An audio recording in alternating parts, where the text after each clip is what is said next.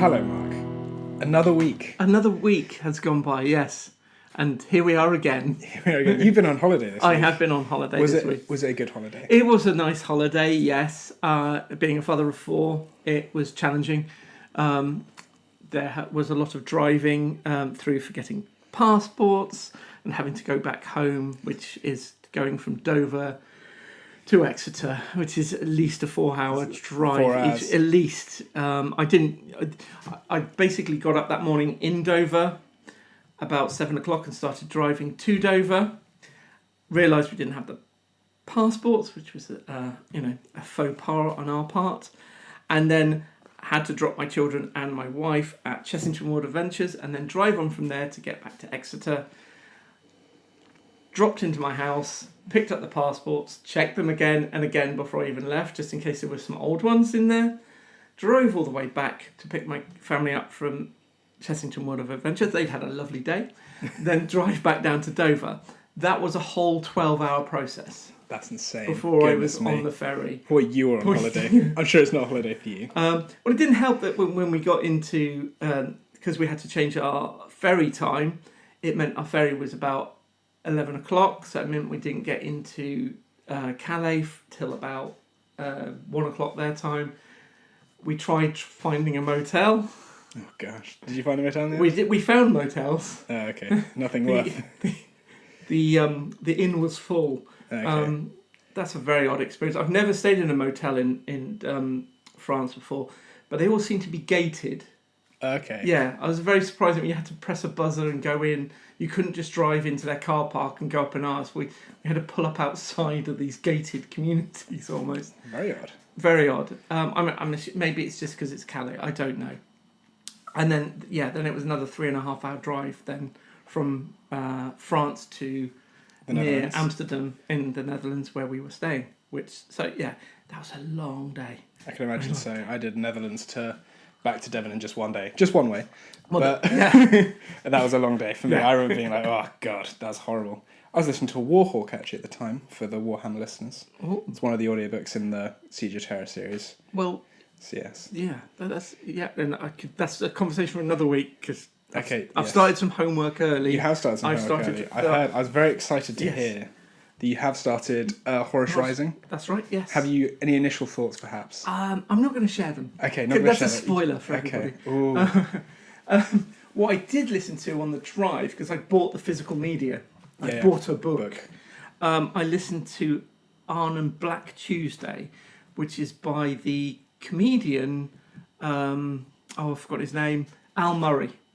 Okay, yeah. He does the pub landlord stuff, but he's also into his World War II stuff. I think he does a history podcast. Yeah, and so it's a book that he's written, and he's doing the audio for it, which specifically goes on the story, particularly the Tuesday, a 24-hour period at the Battle of Arnhem, which was made into a film in the 70s, I think. A Bridge Too Far, so people might be famous. It was a failure, basically.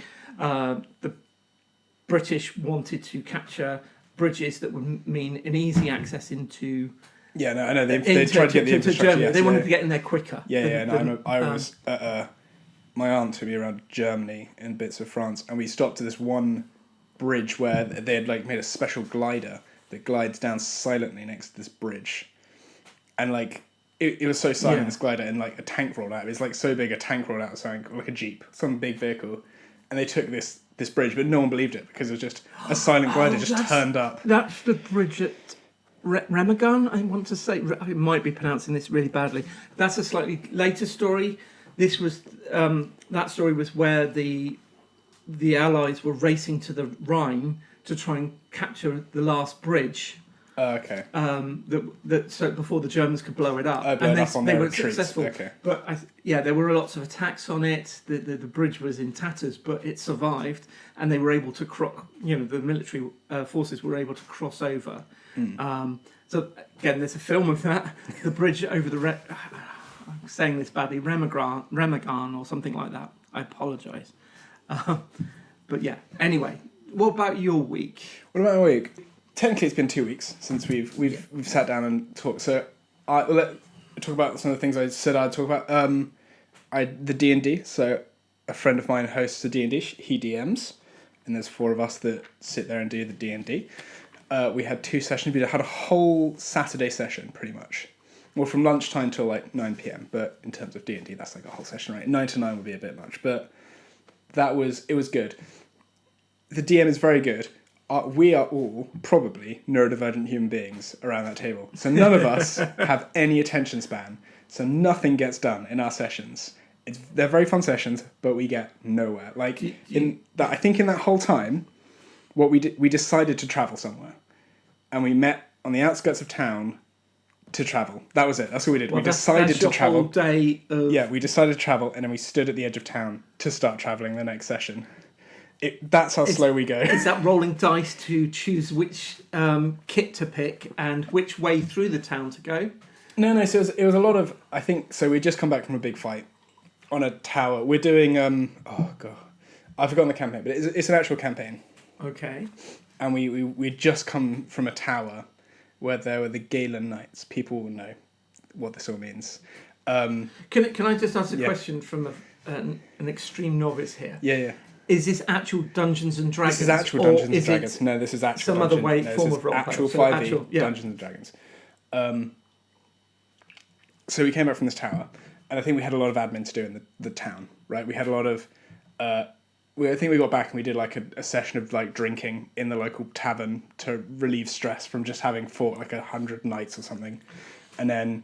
Is that physical drinking in the real world as well? There's a little bit of that. But then are you rolling dice to see how drunk you get?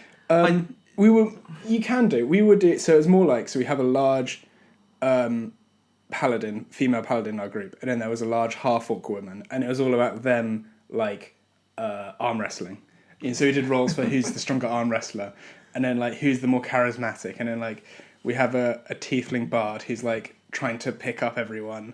So it's like those kind of character interactions. So you got to roleplay a lot. So you can see how. Just you going back to a city. In a day. Yeah. And I had to go see some people. I had to go get some more weapons because I was like, I didn't have any good weapons actually. What do you play as?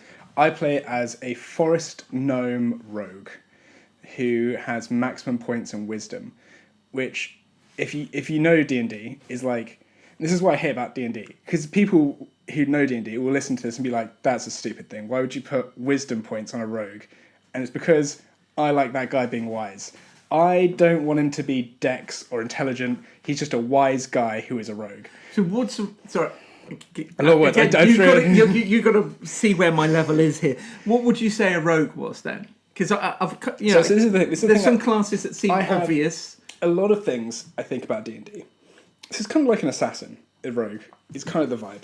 But it takes loads of vibes. So rogues are sometimes defined as like a pirate or a buccaneer kind of vibe. It's like the shadow sneaking, cocky, striking attack. Yeah, kind of that kind of vibe. But how we'll talk about this in a whole episode one day. But 5e really is more like a video game in the fact that certain stats work better with certain classes, with certain races, with certain backgrounds, and you can really like hard minimize, maximize your character to be really powerful, or really good at a certain thing because you've skewed the numbers. You know what you want to go for. Yeah. And I personally don't like that because that's not role playing. You're just playing a video game at that point. Yeah. Right? Well, there are some video games that allow you to have that flexibility, and there are others, like you said, that they go, well, you're gone for this class, you're going to want to do this.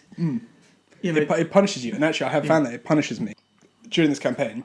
So we have a paladin and a mage and a tiefling. The tiefling is a bard, so you put loads of points into charisma because that's what bards do. And then like paladins put loads into strength and intelligence, off the top of my head. And then we got a wizard who's also high intelligence, high charisma. Or actually, paladins might be charisma as well. I forget off the top of my head. But so they put all the points into those because they want to play those characters really strong, right? Of those, And also because I think it also just coincidentally, I think also really suits their characters. So I was like, fair enough. But like my character doesn't fit into any like pocket that D&D 5e because you've gone against the grain of what's expected weird, to happen. It's like a weird rogue half gnome, well, like a gnome, forest gnome that wants to be wise and old, and it just like people are like, well, that doesn't work. It's going to be a bad character, and you can see that in the roles. When we do combat, my character's woefully unequipped to fight anything. But like, I'm fine with that because that's the character, and I'm going to play that really hard. Yeah. So yeah. But is there anything in that where you suddenly be better? There's a few things. Because of it. So like as we've leveled up, there's a few more skills. I've taken a bit more of like the skills that allow us to interrogate people better. So there's some stuff that rogues can take that's like curiosity, so I can like find hidden objects, or I can tell if people are lying, or I can do deceives a bit better. But like, there's loads of other things. Like I've taken like some you get expertise, which gives you better rolls in very very specific things. Yeah. And I took that feat, and you also get that feat with the class. So I've got loads of things I'm very specifically good at. But I mean, it's all complicated. The thing is, we'll talk about D&D and tabletop RPGs in a full episode, because I have lots of gripes with 5e. I think there's better ones, and we'll talk about what's going on in that whole world. But in terms of sessions, it was really good. I had 2 sessions between when we last saw each other. I really enjoyed the role play. It was really good to see friends, and it's a chance for me, I think, sometimes to try and stretch my ability to communicate with other people. Yeah. Because I'm playing a character who has a little bit of angst with one of the other characters, and I'm not a guy who likes conflict in real life, but I'm trying to be confrontational and conflicty with this other character. Wow. But my fibre of my being hates that. So like, I'm just there like nearly on tears, being like, "No, you're terrible. Oh, fuck, this is really hard to do." So the role playing is helping you develop traits in your own. I think just life? experience. I or think not experience. necessarily traits, but the abilities to do something that you feel uncomfortable with. Yeah, it comes to real life, definitely. Like, Yeah. so I think, they always say like it's kind of like practice in a weird way. Like, I don't like confrontation. I don't do confrontation very well as an individual. I'm a very passive aggressive person, I think, actually. No. Never. Never.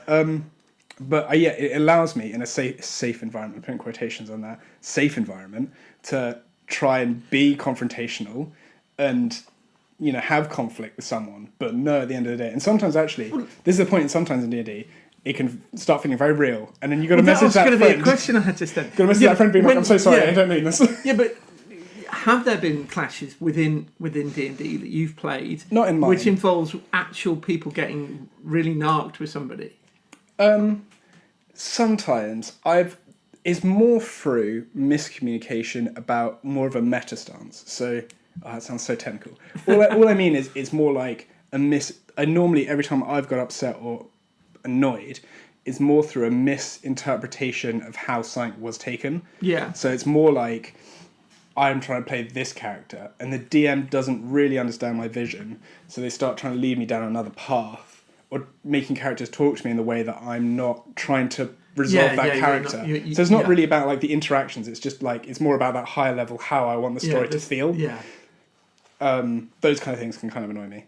But like in terms of actual confrontation, I think everyone knows that we're all role playing. And actually, there's a podcast. It's not a podcast. My friend runs a D&D online, and he records it so I can listen to it. And they had a session the other day where 2 of the characters really are falling out, and they're like, it's quite vicious actually listening to it. And they keep going like at the end of the session, like, "No, we're all good. It's like we're just friends. We're just playing these 2 characters." Yeah. But it's really vicious stuff. I'm like, oh my gosh, if like I don't think I could feel like this was. No, it's good. It's good. I think D&D is great. I've really enjoyed it. 2 sessions, something to do that's not on a screen with friends. Yeah. So that's what I got to. Did you do any other than your homeworks? Did you get anything? Well, I did a bit of reading of my homework, as I said. Good long-term homework. I started watching Alien Earth, which has just gone to air on Disney Plus. I got a good feel. Is that cartoon one? No, this is a television series. Okay. Live action, very heavily pulling on Alien, the first one, and some of Aliens, and then there's a little bit of everything. A little bit of everything. I've only watched half an episode so far. I'm terrible for watching things like this. You've been away. You've been on holiday, yeah, so you've got some forgiveness there. But it's what's really unusual about it. It's not coming across as a paint by numbers. Let's bring out the Alien franchise and see what we can do with it, just for monetary sake. There's obviously whoever's directing and guiding the story and stuff is somebody that's trying to do something with it, which is fascinating. A bit more of me. rather than just the corporate. That it's the plot isn't just thrown at you. in a kind of A to B. There's a few things going on, and you're like, why have we been shown that? Why have we been shown that bit as well? Is this somebody's dream? Is this reality? Okay. Is it memory? Are we seeing something from the future cut into the present narrative? It's really peculiar for that, I would say. Okay. In something A that bit more I of a would, mystery. yes, a real Okay. mystery, especially for something like this. This is Disney now owning the Alien franchise, but not just going, just make another one. Yeah, no, not rinse and repeat Yeah, kind of thing. it's very interesting on that, and I'm tentatively saying this could be really good. Oh, that's cool. So yeah, I I'm might very watch that. excited. Well, I'll yeah. watch that because I watched. I'm not, as you know, I'm not a huge fan of the Alien franchise. I believe that's another story. That's Come. another story to come. I think the film's on good. But there's a lot of Predator stuff they're doing. Yeah. I've enjoyed some of the Predator stuff. They had that Predator, like where it's the Native American. Yes. I thought that was really That good. Prey. That Prey. was very good. Yeah. Yeah, and Okay. they did another one recently. It's like an animation, Yes. which I've watched a good chunk of. I thought it was really interesting because the Predator is almost irrelevant in some aspects of the show. Yeah, But I keep meaning to sit down with another work colleague, Joe. Yeah. Shout out to Joe. Hello. We keep meaning to sit together and watch that because I know he's a big Predator fan. Have you seen pictures of his there's a Predator costume? It's yeah. really good. So yeah, no, I do want to watch that. I keep meaning to go back to that. I mean, the Predator franchise, like the Alien franchise, has tanked. they start really well, and they have Yeah. dipped. I think they've been bought up by Disney, and hopefully they're doing some good Well, they stuff with seem that. to aren't be paying really good respect To the original these franchise, yeah. franchises, rather than just milking it for its own worth. And I hope that it continues. they? basically. Yeah. No, I get that. That's good. I watched, actually in the same ilk, I did watch, I didn't watch the beginning because it's, Jess's mum was down to look Yeah. after the dog, and she likes an old film. And so they put on Signs, I think it was called. Yes. Signs. M. Night Shyamalan. And Had you seen it before? I had heard of it. I'd heard of Yeah. it through, like, I think I caught a video essay on it because I was like, I probably put some video on when I was just about falling asleep. And it probably, like, cycled on to a video about a video essay on Yeah. Signs. But I watched a good bit of it, and I thought it was a really good film. Yes. I thought it was less about the aliens and more about the kind of, like, the crisis, the existential crisis Yes. of like, oh my gosh, this is This happening. is happening. Yeah. Did you But watch the end? Yeah, I watched to the end. Okay, cool. So you know. Yeah, I know how. Yeah. That's the one criticism everybody brings up on it. But I'd say with that, it doesn't matter. It really doesn't matter that yes, these aliens have invaded a planet basically made up of 2/3 Of water. of acid Yeah, from their yeah. perspective. It doesn't matter. It's the build up to that point. Yeah, Everything it's the talk up to about that it's point. the talk Yeah, about yeah. they're turning up. How are Yeah. we dealing with this? You're How not is thinking about these aliens as being resistant to anything at that point. You're just wondering, where are they? Are they in the field? Are they not in the field? Whoa. It is. I think it's a good take on it because I think there's normally we think of aliens nowadays. I think Marvel is kind of skewed it because they're like, oh, they're going to turn up in the big ship over New York City Yeah. and just like start shooting things. But it had that old kind of Midwestern, I guess you'd call it, American. You know, the crop circle vibe. It really had Yeah, that crop circle yeah. vibe where they're just like they're just in a field, just over the way, Yeah. and just like there's like one point he's like, oh, I just got him in my cupboard. He's just in the cupboard. It's a cupboard. Yeah. It's And he just walks out of the house. Yeah. He's just like, I'm driving away. He's in the cupboard. There's no laser beams. There's no shootouts. There's no anything. It's just, what was that noise? Is there something on the roof? I don't know. Have you ever seen Close Encounters of the Third Kind? No, but I have heard of it. Yeah. It's the whole film is basically Oh, that vibe. signs, but instead of there being, bad guys that want to harvest children or something, they just want to make contact. Okay. And there's a lot. It doesn't answer a lot of things, but you do get to. Yeah. Anyway, And I understand. what you I don't want to give it away. Okay. But it's a lot of that. A lot of it is about the contact, the first contact, the third contact. No, I'm mixing things up here. The Close Encounters of the Third Kind is when you physically meet them. The first thing is signs that they've been there. I can't remember them all. Is there like Uh, meanings of yeah. different kinds of contact, whatever, basically? Yeah. Okay. No, that's cool. No, it was interesting fun. Yeah.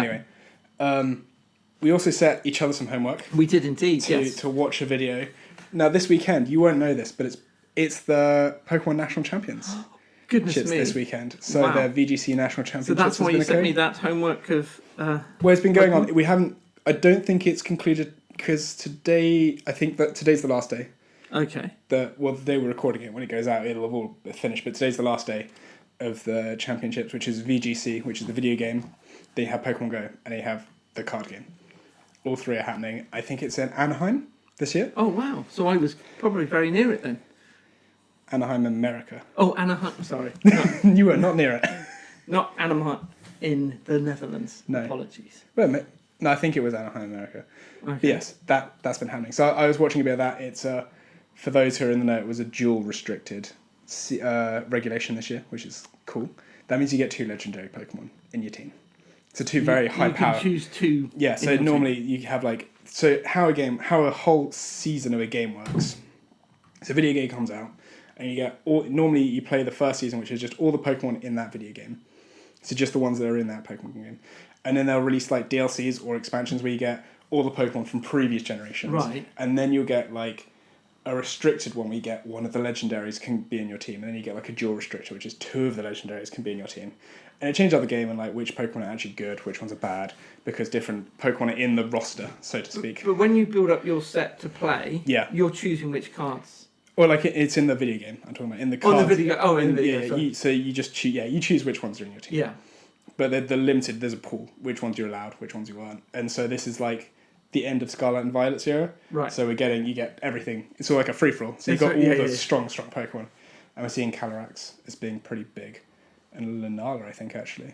But yeah, so it's all happening. I'm Yeah. keeping a close eye on You it. keep it. You watching. Yeah, I watched a bit live last night. I look every now and again, see what's happening. It's interesting. I enjoy it.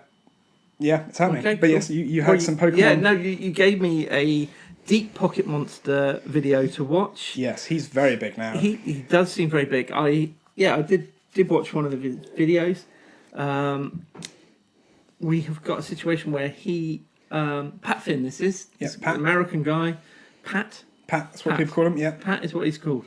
So his YouTube channel's got 1.79 million subscribers. So that's He's big. He's an entrepreneur. He's got 4 companies or something. Well, yeah, no, that was something I was going to come on to towards the end because I set out and I just decided I was just going to watch it without doing any Research rather on than that. seeing what was on the page, and I enjoyed the video.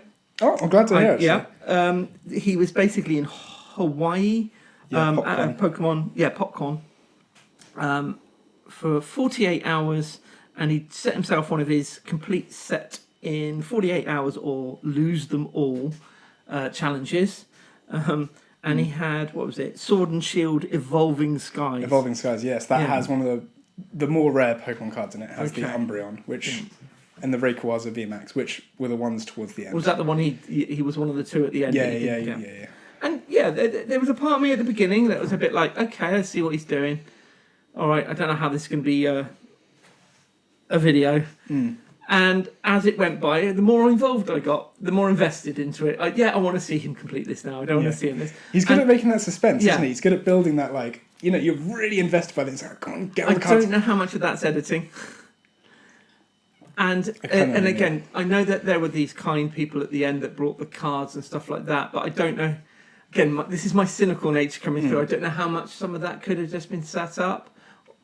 Well, in other ones, he does lose. So He he's does lose. at the He- moment he he's does got, I lose. think, something like a 9-for-9 record. He has 9 win, 9 loss on these Okay. kind of challenges. So it's it is a genuine thing. So Yeah, he is definitely for a genuine I thing. couldn't help it from my cynical nature. Yeah, Going, and okay, the Evolving Sky- wasn't it lucky that 2 guys at the end have all got the last few cards for Well, I him? think the Evolving Sky ones, which is the one I sent you, is one of the bigger ones. Yeah. Because it has, and I think that's why I want to share it, is because it has a lot more, even if it's edited. Yeah. It has that community spirit it of defi- everyone's yeah. chipping in to make The- this happen. There were definitely felt like, especially when it was the children, the younger fans that knew him, that shared things with him and told him where other cards were and were willing to give cards away, I assume, for practically nothing, swapping for something else. I did see that there was a sense of community there, of recognition of him, and he was using that power for good. So, yeah, I felt that was part of it, and when he got emotional towards the end, I really felt that it was a genuine thing, not something... Yeah, no, he built really up. meant it, yeah. So yeah, overall, I think my overall challenge with it is the cards themselves. I don't find them that fascinating a thing. That's fine. Yeah, I understand that. And yeah, it's each their own. There are hundreds of hobbies out there in the world. I'm not into many of them. You know? Yeah. But for me, Pokemon, it doesn't hit for me at all. No, it's fine. It was more I think it was just to show you the community. Yeah. There is a level of community. These conventions. I'm going to one extra actually later this month. There's a trade show going on, not a trade show, a convention thing. So I'll be going to do some Pokemon card trading. Yeah. But it was to show you that this is how it is. It was an interesting. Yeah, it was definitely an interesting view. I mean, this other thing, looking at his Facebook, he had 10,000 followers. Instagram, 1.2 million followers, and what else I saw was that he had his own online shop for trading in as well, and he did card parties, which were Card parties. Yeah. Yeah, It's a big thing. So if you've got you've got some travel money, Drew, October 3rd to the 5th. 3rd to the 5th of October 2025 in Seattle. You can head down there. I know it's in America. And he's going to be there. Yeah. You knew he was going to be in America, did you? Wait, he lives in America. The thing is, car party is his big thing. He also does on Instagram a segment, I guess you call it, a shorts called "Should I Open It or Should I Keep It Sealed?" Where like every day he opens a pack and or he keeps them sealed. Does he keep them sealed? Some he does, very rare. It's like is that a very quiet, a very short video then? No, he makes them longer intentionally, so people don't know that they're. They don't know which one. So what's after that then? I forgot what the last one. I think he talks about some stuff, or he like shows some cards from grading or something like that. But he's very good. He's done it for like 360 days straight, and I think he's only kept like 9 things sealed or something in that whole time. What's his criteria for keeping them sealed then? It's the rare stuff. It's the stuff you don't want to. You want to keep the value of it by keeping it sealed. Yeah, those are normally the things he keeps sealed. Now, one question I did have about the whole process of Pokemon Now. One thing I watched when he was trading with, there were loads of tables full of traders with their folders out or cases or whatever, and they had them all out. When it came down to negotiating prices, everybody went straight on their mobile phone. Yeah. And you've got this situation where you're just looking at what the current trade-in value is of it. Who is deciding those prices? Where is that coming from? I was thinking this as well. I don't really know. So I think a lot of people, it's a lot based on what people are willing to spend on eBay. Yeah. I think that comes a lot to it. There's also a lot of demand. I think people, there is definitely a kind of demand and supply kind of vibe going on. But is there somebody changing those? Is there somebody changing the values? Yeah, some people are trying to manipulate it intentionally. There are a lot of people trying to manipulate it. But I think at the end of the day, it's what people are willing to pay for a card. I mean, there's one card we have called the Bubble Mew, which came from bit about that. Paldean Fates. And that rocketed up in price. I think we had it, we pulled it, we didn't pay for it. Yeah. But when we pulled it, it was like 90 quid. And in the last week, it's gone up to 350 quid. Wow. It's just rocketed up for no reason. But I don't know why. It just has. I wonder if the parallel's there. I wonder how people get a bargain anymore. I know what you mean. There used to be a time, when you could go to a car boot sale and you could pick up Star Wars figures, odd tat that you were passionate about that had a value to it if you went to the right people. Yeah. So you could make money that way, and I did a bit of that in my time for my sins. Just things I knew about, the correct videos and DVDs that I knew had a value. But then eBay came along, and it basically made all of these prices like a giant Argos catalogue available to everybody, so they could go, oh yeah, mint condition Star Wars figure, Stormtrooper. Oh, that's 20 quid. But this is the thing, though. I think that's good. I know that you don't like it because you're not getting a bargain anymore. Yeah. But it's democratized or liberated people to know the value of their items. Yeah. I think otherwise you get your pawn shop people who be like, oh, that's not worth anything, mate. Yeah. No, I'll give you a £5 for it. It's actually worth £600 or something. You can go online now and find out how much your stuff's worth. And I think that it's like a third-party independent evaluator. And I know you as the buyer don't like that, but I think for society, that's a better thing. But from my perspective, it wasn't about buying something that had that value to it. It was something that I wanted. That's where it always stuck for me. I can see that I can't find a bargain anymore. If you go to a car boot sale, not that I've been for one for a while, you'll have people that have got tables full of very expensive stuff because they know the worth of it. Charity shops, they're getting better and better at a lot less stuff I found is in store. A lot of the Yeah. good value stuff is online. Yes. Because the people who are looking for it are going to be online. They're not going to go into it. And Jess loves, my partner. She loves going to the old charity shop, but you don't find anything really good anymore. You don't. Because it's all Because they it's all know online. you can quickly look at online. What is this? Oh, I know what this We'll is. send that to HQ because that's Yeah. good, right? You know. Yeah, I mean, some of the big, chains like Oxfam are particularly good for that. Which is at the end of the day, I'm quibbling about something that brings money to a charity. I shouldn't be such a. No, I agree. But the end of the it's bargain, the mission end of of the finding something and being excited and going, oh my god, it's only 50p. Oh my goodness, I'll have that. I can understand the and excitement of finding a having it, gem, yeah. right? The seat, Yeah. like, oh, I know that's worth more. I know that's worth more, you know. And then not selling it. Just having But just it. having it because I want it as a thing, because that was the main thing. Preaching to the choir. I love a good collectible. I love a good collectible. So no, I understand. I agree. I probably never lived in a time where you could find the gem. You could go into a car boot sale. I didn't buy them so much, but I had a friend, Alex.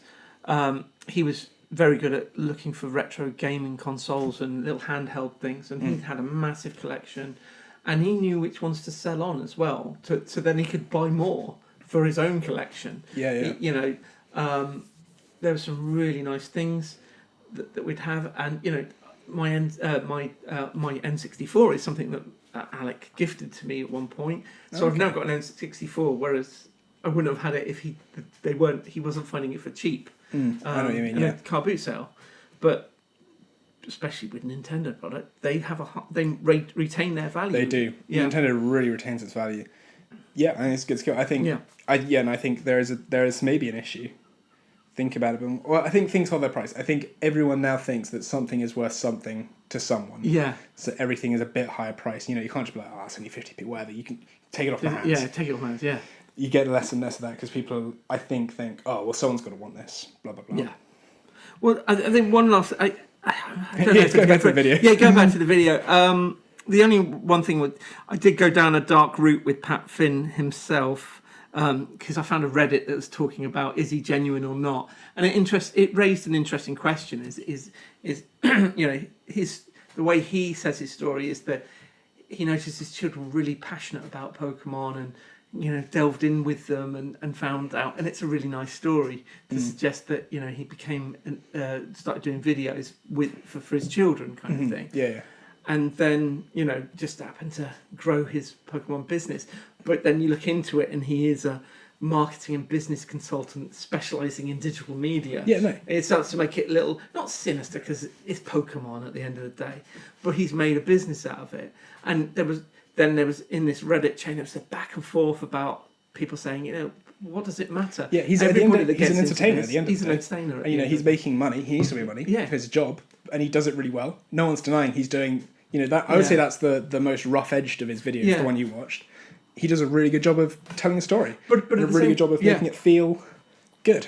And it's that older thing of what right have we got to gatekeep somebody that wants to share that with them, but also wants to get paid for it at the end of the day. Yeah, absolutely. It's hard enough to find the time to do something like that. He wouldn't be doing it if he wasn't getting paid of it. That's absolutely true. We get probably something entertaining. yeah. No, I agree. Anyway, I fully agree. Like I said, my initial reaction was, "Ooh, I found a wrong one here," and then just started thinking about it. It's perhaps a bit more nuanced than just being like, it's a business, so it must be bad. Yeah. It's absolutely not the case. I think he's probably a really nice guy. He's an entrepreneur. Yeah. He's making money, but he's also telling a really good story because that's what he's good at. And I think that's fair enough. Now, should we go on to the bit of this film work? The bit of homework that you set me. You set me to watch Buckaroo Bonanza. No, Adventures of Buckaroo Bonanza in the eighth dimension. Let me tell you, Mark, what the hell? What the hell was this film? GB Weebies. Well, maybe I should tell you my first contact with. I'll tell you. I'm going to start with Okay. Jess's first comment in the whole film. Jess said, "Oh, Jeff Goldblum's in it. It's going to be weird." Yes, and she was and right. then some. It's so weird. So, Buckaroo. We just got to suspend our disbelief about this guy. He's just an everything guy. He just coming from surgery to go test out this space rocket thing that can drive into a mountain, and then he runs over an alien, and he's really cool with that. Apparently, he runs over an alien in a mountain, just does a drive-by, and then goes and does a gig in the evening with his band in a very seedy bar for one of the most famous people in the world. Just goes to like a whatever bar in the back alley, and then tells a woman to shoot herself. As far as I can tell. Yeah. What? What? Yeah. And that woman, by the way, I forgot about this detail. I was looking for it. Is the fact that she's the twin sister of his dead wife. Yes, he's the twin sister of his dead wife, and apparently then they fall in love because But that's fine. Yeah. yeah. There's no issues there at all. It's her so weird, parents Mark. aren't going. Do you really? I think you want to think about this. This film is insane. Yes. So what else happens? So, it's a little racist. Everyone is a caricature. The Asian people are very Asian. And all the black people are Jamaican. But there's a reason. Okay, at least with that one, there's a reason.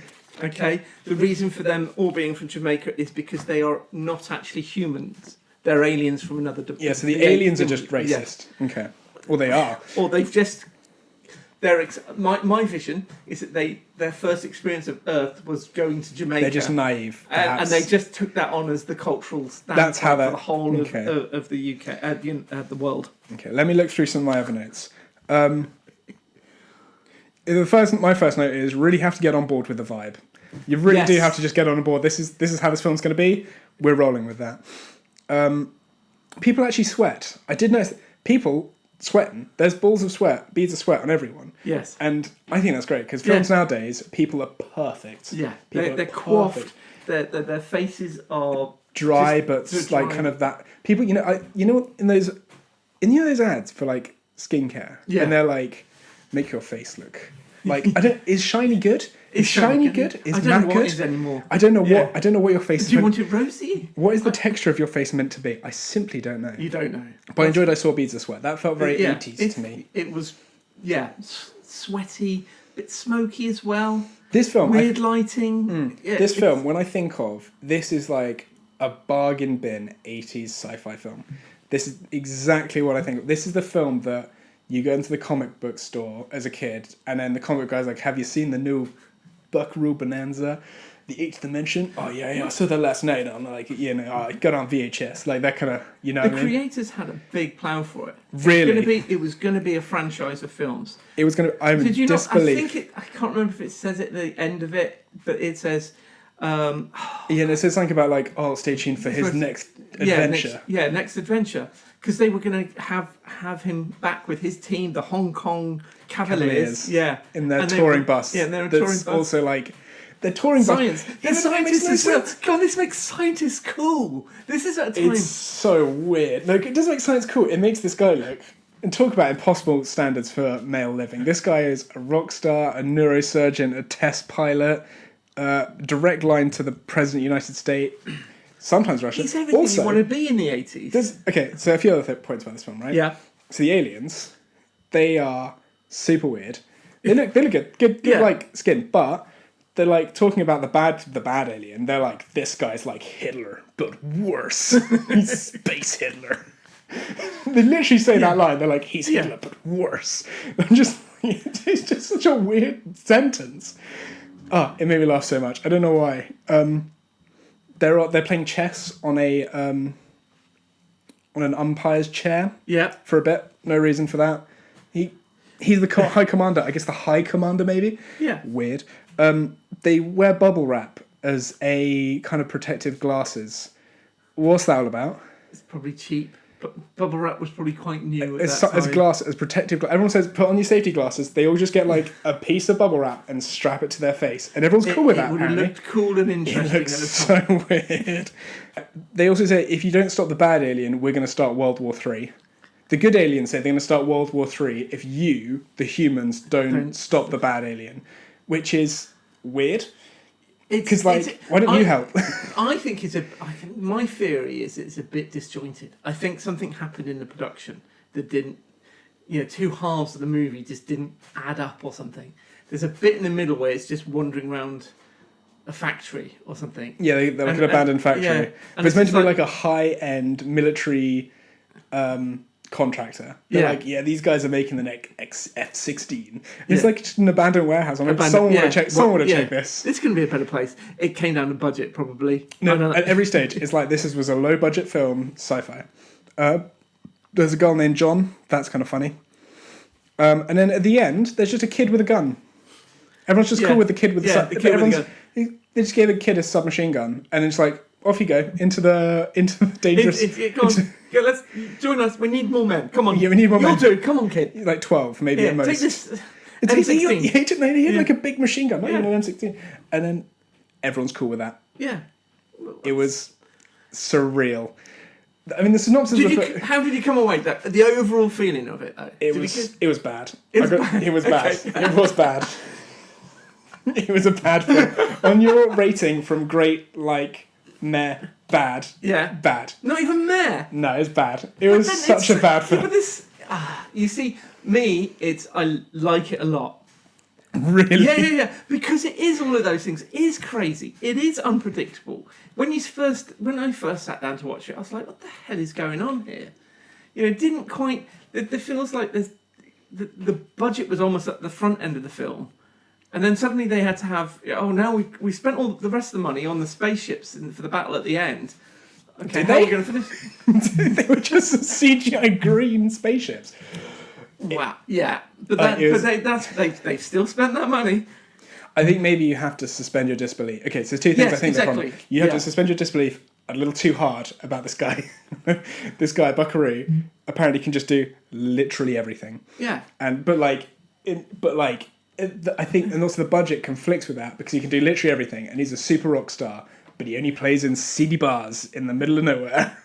Yeah, but because it's about the music for him. It's not about. It's about the music. It's about the music, not If not, he's not like the a fame world for it. super rock star, that place would have been packed out. It was sparse at best. Packed out. I got to rewatch. You gotta it. I think you gotta rewatch it. No, maybe don't rewatch it because it will ruin your sense of how great a film that was. You'll probably watch it now and be like, "What was No, that?" I thinking? have. I've seen it probably in the last 10 years. Definitely seen it In the since- last 10 years, Yeah, okay. seen it again. Since I was 16. Well, Yeah. I'm actually no on the 19 now. Ah. But you see, it's for me, it was a mystery film for quite a long time. I remember I kept seeing it in the local blockbusters. I'd look Okay. at the cover and go, "What the hell is this?" Look at the back and read through, and it sounded bizarre. This fantastic world, but it looked budget. I could tell it was budget. by Oh, the cover. yeah, no, yeah, absolutely. So it never got to be the thing that I took home. And then I think I must have bought a copy at some point, either VHS or DVD, and finally sat down and watched it. And I had the best time. Really? Yeah, because I think this is something about me that is able to put something in its time and place in my mind. It's And really... just be able to it's- appreciate it for what it would have been at that time. It's hardcore 80s. Yeah. There's no doubt about that in my mind. It is hardcore 80s, 100%, Yeah. all the way. It's not perfect in any way. I'm No. not lying to myself there. The special effects are rubbish even for the time.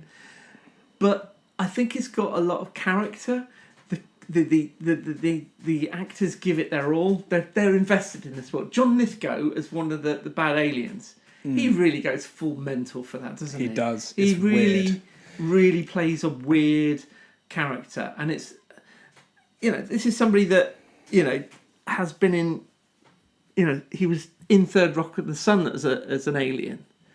And played a completely different way of doing it, and I think his comic energy really sells it. I love Jeff Goldman. He's going around in cowboy. That's That's your character's they name. recruit. Isn't he like a scientist? And they're like, "You're going to come join our band. Can you sing?" And he's Yeah. like, "I can dance." And something like that. Yeah. And like, then he just turns up as a cowboy, and everyone's like, "Cool style, boy." And I'm just like, "What?" No, it's very 80s where you could just and the guy, the bleach blonde dude. Yeah. And he's got like crazy collars and way baggy clothes. And they're having a news conference about we found an alien. I just remember this. They're having a news conference with the president and the secretary of like defense or something in a conference room, and there's like 10 people in the conference room talking about how they've discovered aliens. that place would be packed. There's like 10 Yeah. people in the room. Okay, budget's on show. but at the same time, you've got Peter Weller, RoboCop himself. You've got John Lithgow, as I've said, Jeff Goldblum, and Clancy Brown in there. Quite bizarrely star-studded. It's like this is like it's a weird parallel to draw. This is like Ali G, where when you watch it back, there's a lot of famous faces in Ali G. You know what? I saw that at the cinema. I haven't seen it since. Well, so I grew up in Staines, so that's a big deal for me. Staines? Yeah, big up Helgen Crew. But if you watch that film back, you'll realise there's a lot of famous people, and I think it must be in their early career when they weren't famous, and so they did do the kind of budgety kind of stuff. But at the time, a lot of these characters were on their up. You know, Peter Weller went on to do the RoboCop. Jeff Goldblum was in The Fly. You know, these characters... I just ignored Jurassic Park. Yeah. No, Jurassic Park, that was later. Yes, what I mean, it's later. Later on. Later on. Yeah, so it's an early career, you know, then he went up to do these bigger things. Oh, no, he was big for The Fly. Okay. Yeah. I mean, it's just... there are failings with it. You know, the Hong Kong Cavaliers, despite them all being glorious costumes and possible characters to them, at the end of the day, they're not given much to do because he is Mr. Buckaroo. Yeah, everyone's really cool. There's no angst about it. Everyone's like, he's just like the coolest guy in the world. Everyone's just like really chill about that. But they're not given as much to do. They're all Uhura's, you know, just answer the radio or the phone or whatever. They do a little bit of science sometimes. They're doing a bit of science in the back. They're like doing the body work sometimes. Yeah. But he's the one that makes the big decisions and thinks out the big solutions, and it's just like, they could have been more. And that's what I picture if this imaginary sequel, which I've heard there was meant to be a comic about it. Oh, really? Yeah, I don't want to investigate It's amazing that there's so much. I think we've put more thought into this film than a lot of the people on the set did. What the thing is, looking at the director, W.D. Richter, he basically has only ever directed one other film. I'm not surprised. And I think, from what I remember, it's called Late for Dinner. And it's about two guys. No, wait. There's more to it than that. Complete change in genre. It's not. Really? Yeah. It's two guys. They somehow get involved in a shootout where somebody dies. And they're on the run from the police. So they want to find somewhere to hide. So they enter a medical experiment to basically they're going to be frozen for a few days. Mm-hmm. Right? They end up frozen for 30 years. And they're in the 1960s already. So there's the fantasy. I think at some point I've seen this I can't remember any details, but I just feel there's something familiar about that. And it's not because there's a film with Mel Gibson called Forever Young. That's a different film with the same kind of plot. Okay. But anyway, but this Richter guy, he was a writer on another bizarre 80s film, Big Trouble in Little China. Have you ever come across that film? Right, it's John Carpenter director. Film names. Yeah. I'm enjoying them. Oh, this you would enjoy, for instance. Perhaps it'll be a homework. Are you into Asian kung fu movies and stuff like that? Sometimes. It's really heavily reliant on that. Okay. It's Kurt Russell. It's John Carpenter, director, who did The Thing and Escape from New York, loads of other stuff. Okay. And the other film he was the writer on, I don't know if you've heard of this one. It might have been of your era. Stealth. No, I don't know. Now it's like Top Gun, but the guys that and gal that are the pilots are helping train an AI plane. To fly. But of course, what happens? This is AI technology. It turns rogue. So they have to go up against it. And it's not as subtle as you think. I really enjoyed this movie at the time. It's not world class or anything like that, but these are some bizarre films this guy has had on his CV. Resume, yeah, really odd stuff. What I'm enjoying about you've only done 2 films so far. What I am enjoying about your choices is it feels like the films you were showing me are where some of these stereotypes come from, or not stereotypes. Where these when I think of an 80s film, or like a cheap 80s film, I think of exactly what Buckaroo, I think that's what it should be like, and it is exactly that. And then when I think of 2000 Space Odyssey, it was a bit slow, but it was exactly what I thought of for the era. You know, slow film, they got some fancy, right? And I feel like what you're doing is you're showing me a lot of films where, you know, stereotypes at the end of the day are buried in something true. in some Yeah. in some capacity. So I feel like you're showing me a lot of the origins for a lot of these, like, when you think of a film of this genre, you think of this idea.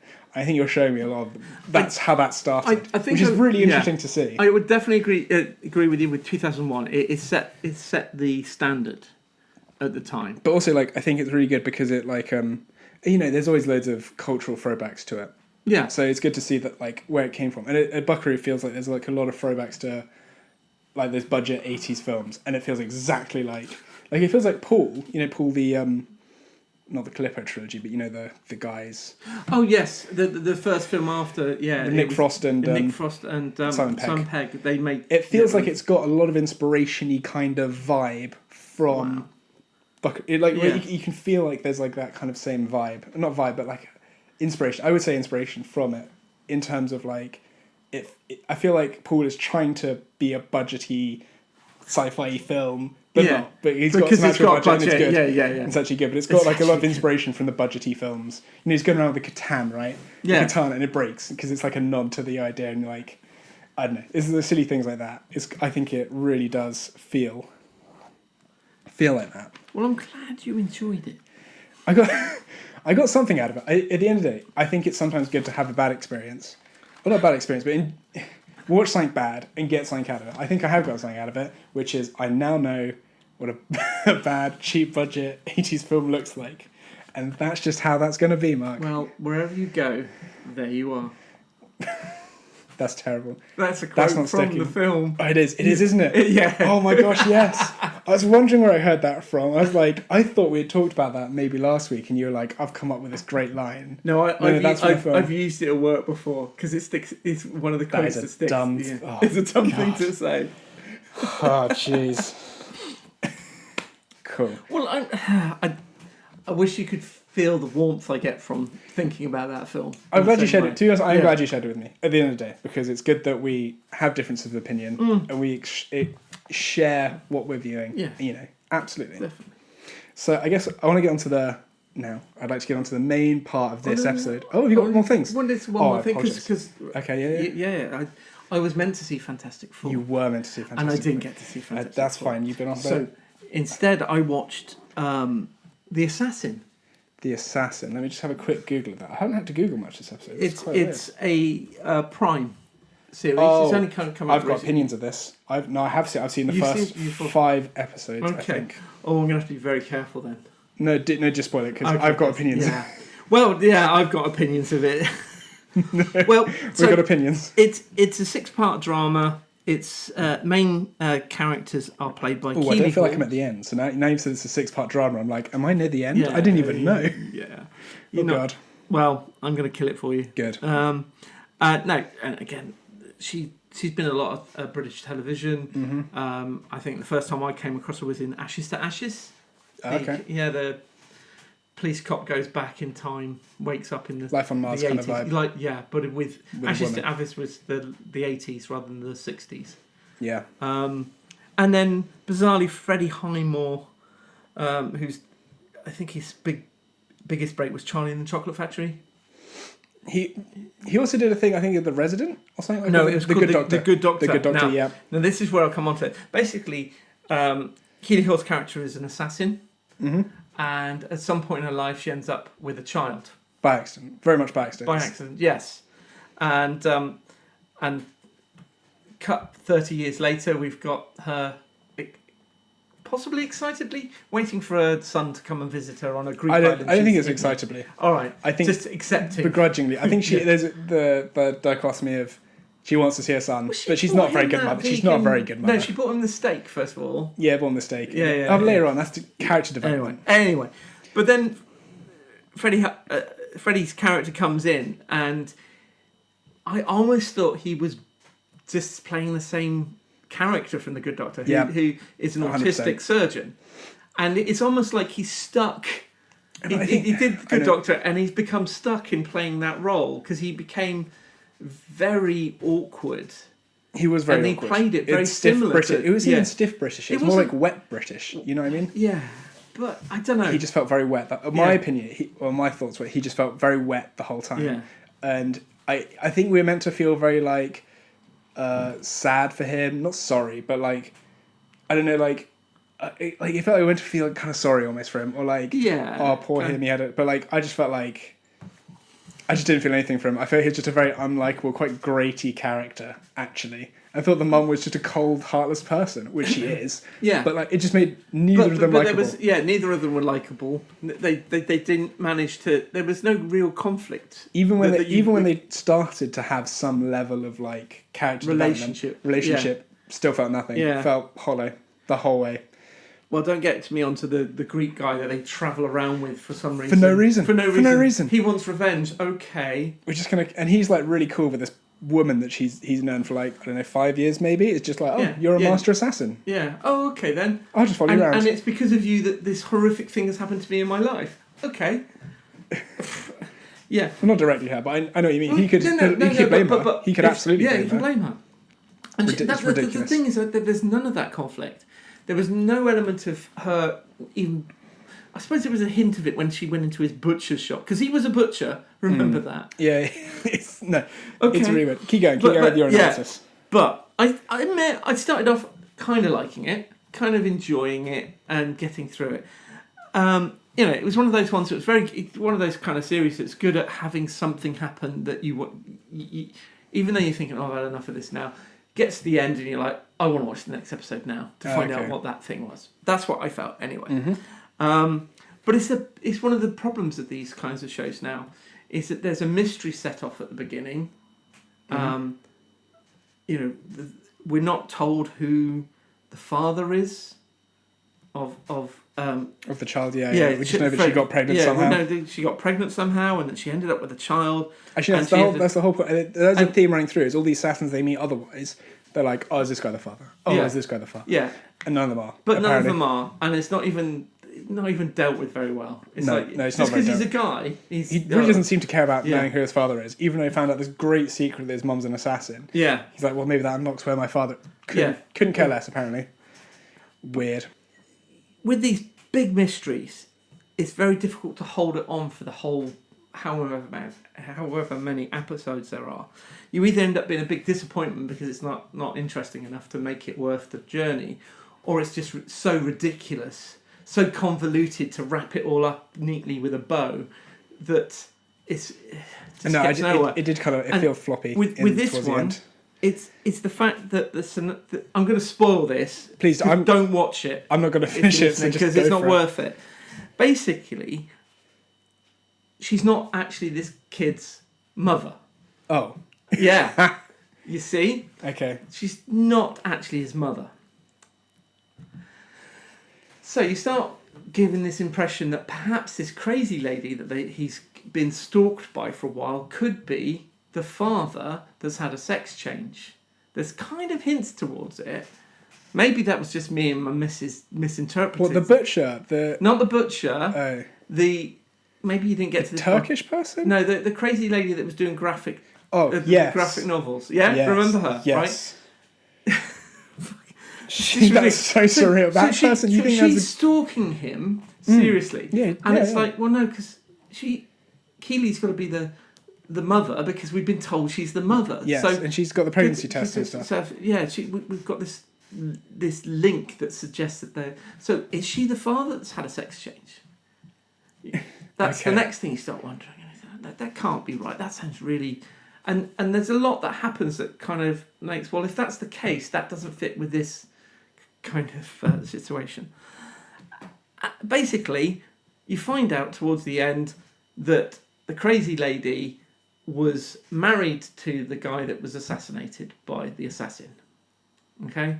So they live together. Oh, what, in the first scene? Not in the first scene. No, we don't see a flashback. Oh, just an assassination. So basically, she was married to someone who has assassinating to do. Was a bad man. Okay. It turns out. Mm-hmm. And he was in a relationship with the crazy lady. Mm-hmm. He wanted a child, and I can't remember the reason, if it was because she didn't want to have a baby herself or whatever. They got a surrogate. They had a child together. Mm-hmm. And that was little Freddie. Okay. This is ridiculous. This is ridiculous, yeah. So the mum is hired as an assassin to kill Freddie's dad. Mm-hmm. She goes there, shoots the dad, and then only then hears a baby crying. Okay. So she takes the baby. In amongst that, she ends up shooting the crazy lady, not because she startled her. Okay. So she ends up going, I can't leave this baby. I've got to take responsibility for it. So she takes the baby, raises it as her own. Which is insane because she'd never actually do that. She'd drop it off at a foster home. Yes. The character, her character literally talks about her not being a mother at every stage. Yeah. So that's insane that she's It would decided be to very keep the child. easy for her to say, you know, her assassin handler person, can you arrange this baby to be yeah, absolutely. We've got a special guy for that. Come on. Yeah, we've got a guy for put him on the phone. A good orphanage. Yeah. We can get some money to deal with that. Easily sorted. So 30 years go by. That's when this crazy lady has recovered. Supposedly she's been in a coma or something like that. But she's got tons of money. Yeah. Right? And she knows that it's Freddy somehow. She knows it's Freddy. How? Again, it doesn't explain how she knows. How she's got loads of money. Wash that plot point away. Yeah. Okay, she can pay for it. Yeah. But it's 30 years later, and she's still got this grudge. She's got this grudge. Weird. Now you start off thinking, it's about getting back at the mum, the assassin mum. Yeah, for shooting her and killing her husband. But it turns out, for killing her husband and stealing the child, stealing the child. She didn't give a crap about the child. She doesn't really care about it. She's happy for, the situations that arise later on for him to die. Okay. That's not a part of her mission. She just wants to just burn it all down, basically. Mm-hmm. But here's the rub for me, right? This ridiculous plot, none of it so far has been the rub. The real rub, the crux of it all, is this crazy woman's paid lots of money for assassins and teams of security men and stuff like that to hunt down these two. Yeah. A lot of money. A lot of money. Yeah. And from episode 1, so much of these assassins were sent after her to just shoot her and kill her. Yeah. Right? Great, fine. That's what I would do if I was going to do that. Mm. But what ends up happening is an absolute bloodbath. 25 villagers of this small Greek island are shot. Basically, the whole community the whole is killed. Community is massacred. Apart from the butcher, of course. Yeah, because he keeps going around. Yeah, it keeps going around. And I'm thinking to myself afterwards, because of that, I'm thinking, God, there's something bigger going on here. Mm. There's something and I haven't even mentioned the whole family of the millionaires, of the millionaires that it turns out Freddy's dating one of these millionaires that have this family business, and it all alludes to something bigger. It does allude to something bigger. They've done something that's world affecting, like they've I don't know, they've cloned somebody, or they've done something. The whole line is just like there's a mystery that. word, and like this Turkish guy is like, I know all the secrets, and I was wondering if that gets resolved. And it's like the father of the family is like, willing to. He doesn't want their children to know the secret. It's such a big thing, and it turns out to be nothing. It's the fact that they hired an assassin, ironically enough, the one that killed this bad guy that they were doing business with. Oh, okay. Just one assassin kill. Freddy's dad was an arms dealer or something, and they ended up involved in him, and they felt bad about it, so they got an assassin to kill him, so they didn't get involved with it. So Freddy's girlfriend, fiancée, father, by sheer coincidence, shot the dad. No, not shot. Had him assassinated. Had an assassin. What are the odds? What are the odds? Yeah, so ridiculous. This thing is mounting up, being ridiculous. No. Okay, so surely, if there's any family resemblance at all, when Freddy turns up for the first time and the dad sees him, he must be thinking, "What is going on? The guy I've had assassinated, his son is in my house." They haven't even met. I know. I think they never meet. The dad. Anyway, what a this convoluted nonsense is building up. And it ends on, really, the only thing being is this crazy lady wants to kill the assassin. Wow. So, I ask you, you're an assassin, you're a paid killer, right? Mm-hmm. And you're hunting down a woman. What money is worth massacring a family of, a village of 25 More trouble than it's worth, it feels like. Well, why not just go... It doesn't make any sense to me. Well, actually, it comes to... Actually, if you think about the assassinate, when they don't actually they do massacre. There's two massacres of Greek people. Yeah. It starts with a sniper, Yeah. just taking shots at people. Yeah, just taking shots at He's people. meant to be killing the yeah. assassin, just taking shots at everyone, Yeah. apparently. But Killing why are they everyone. doing that? And Why then- not just kill one person? You're not seeing because you're up in the hills somewhere shooting in. But you're like You- shooting everyone, apparently. Apparently but everyone's why? just bodying, like getting in the way Yeah. of this one woman assassinating. Oh, and she's the only... The target is the only one that's not hit And at she's all. apparently It remarkable in not suggests you've getting got the hit. worst It's- assassin. No. But then also, and then also later on, the people just turn up and just kill everyone for apparently no reason. Yeah. Really. Well, because they witnessed something happening. This leads to me into the bigger question. I think this needs to be a conversation for an entire podcast and so on. Is this idea, the issue of big bad staffing issues, right? Now your Blowfield. I like this. Yeah, go for it. Your Blowfield. You've got an island. You've got all these people working for you, but you expect all of them to be willing to go out and kill for you, or do ridiculous things like Brilliant, put good snakes rates. in a bedroom of a bad guy. Where do you get good money? But is there a point when you go, I'm not killing 25 people in a village just to cover my tracks when I was up in the hills? Or let's send somebody down to kill them all. It makes no sense. It's all for the plot, isn't it? I agree that it doesn't make So, sense. There's a lot it's of that plot- kind of it's like... plot killing, and it's the other thing with it is when you've got stories, especially the later Die Hard movies, where you've got vehicles just driving recklessly through town centres or city That's centres. a classic, where like And they're it's just in the like, street shooting how each many other. people have died for whatever your mission was? And sometimes it's justified because it's something that's world ending. Yeah. And sometimes you're just running away from another spy. Yeah, or You it's know, the like Jason he's got Bourne two bags movies. of money away, Yeah. they're just trying to get the money back, or like Yeah. steal the money from the other guy. It's like, Yeah. well, that's only like £2 million. There's killing 60 people worth it. I've only ever seen the first Fast and the Furious movie, but isn't there one where they're dragging a safe through the entire city? There's one where they go to Trashing. space. They drive a car to space, man. It's crazy. Don't need that. Anyway, and so It's an excellent review. To be honest, you mirrored some of my thoughts. I'm amazed that's how it ends. It is for Amazon pumping loads of money and advertising. So I've seen it on billboards all around town. It is I can't believe it's got so much hype on billboards for what it is, which is a nothing burger. Yeah. And you talked about at the very beginning of this podcast. You talked about, or maybe even before we started, you talked about like not owning it, physically owning it. Yeah. Means that it's just going to go into the annals of history, and streaming services The- have got the- this like the- one and done. There won't be physical media copies of this. Who's buying that on DVD? Yeah, and it's a very much it's on the Yeah. front page for 10 days, then it's gone. Yeah. I'll never talk about it again ever. Yes. That's very much the feeling But- about this show. Which also makes it totally pointless. Me even having watched it. Well, I'm it's not good- gonna be this is telling- the- I'm I not think this gonna- is the point of the review, right? Is to Yeah. say these things exist and it's really annoying. The DVD collection I have, there are films in there that I'm going to my kids and handing them. I'm going to say, you should watch that. You'll like that. I wouldn't have a physical copy of Assassin. It's good or bad. It's just forgettable. Yeah, it's just forgettable. It's just something that occupied 6 hours of my life. Yeah. Well, I guess that's maybe the trouble with today's media is it is just a stopgap between the evening and the next day. Yeah, they're filling the. Sometimes I want to be challenged. I'll talk about this in another episode. I'd say a lot of this we'll talk about this in another episode. But I think that's I like Wes Anderson films. I'll start with that statement. And he does just as a quick point, if you want a gateway to Wes Anderson, he does a few shorts on Netflix. They are phenomenal. They're 100% worth watching. They're only like 20 minutes long, so you don't have to sit for a whole Wes Anderson film if you find them a bit challenging. Yes, but they're challenging. My whole point, going back to it, is they're challenging. They're not. You can just sit there and scroll on your phone and kind of come back and you have to sit there and focus and think about the film and engage your brain.